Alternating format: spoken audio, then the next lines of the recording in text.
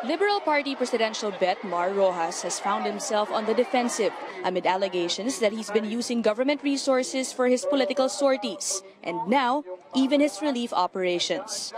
Rojas and his running mate Leni Robredo gave out relief packs in 2 evacuation centers in Pangasinan. In the town of Matangaren, he explains where the supplies came from.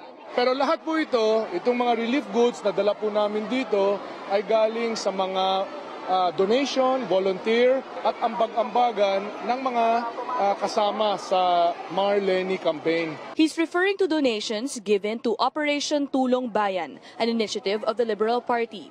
OTB was launched in 2009 by then Senators Noynoy Aquino and Rojas for the party's very first relief operation held for victims of Tropical Storm Ondoy. Since then, the party activates OTB whenever calamity strikes. OTB's Facebook page shows its most recent operations for typhoons Yolanda and Maring. Last Monday, we spotted volunteers in action. They were repacking relief goods at LP's main headquarters in Quezon City for victims of Lando. Present were Rojas' wife Corina Sanchez and Robredo's daughters Patricia and Jillian. The former Interior Secretary hits back at rival Vice President Jejomar Binay for constantly accusing him of using government funds for political advantage. Pumunta tayo sa Aurora, hindi po gamit ang sasakyan ng pamahalaan, no? Nagdala tayo ng relief goods doon, mga mula sa pribado ito. Marahil yan ang kanyang kaisipan dahil gawain niya yon. Pero sa amin po, malinaw na mula sa pribado ito. Rojas even has Malacanang to defend him. Kung mapapansin mo yung litrato nila, hindi sila nagsuot dilaw. At saka hindi sila nagsasalita ng kampanya ron. Diretso pagbigay ng relief goods, kausap ang mga taong bayan, tapos alis na.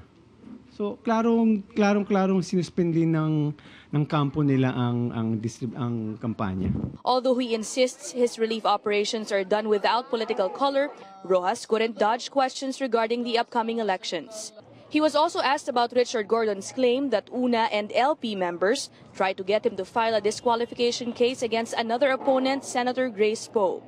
Rojas slammed Gordon for floating the idea without giving names. Sabihin na lang po kung sino ang pangalan. Sabihin ko sino itong tao na ito para maimbestigahan namin. Kung kinakailangan na maparusahan namin, di paparusahan. Kung kinakailangan na patalsigin namin sa partido, ay yun din po ang gagawin. Hindi naman po tama na broadcast na bato-bato sa langit, tamaan ay huwag magalit. It's Robredo's first national elections, and it appears that while she expected the politicking, it's something she's still getting used to. Mas mabuti siguro na yung kritisismo may pinagmumulan, pero yung mga black propaganda parang gawa-gawa talaga. Parang nakakalungkot na ganun kadumi yung willing gawin para lang manalo sa isang eleksyon. Her hopes remain to be seen, especially since the official campaign season hasn't even begun.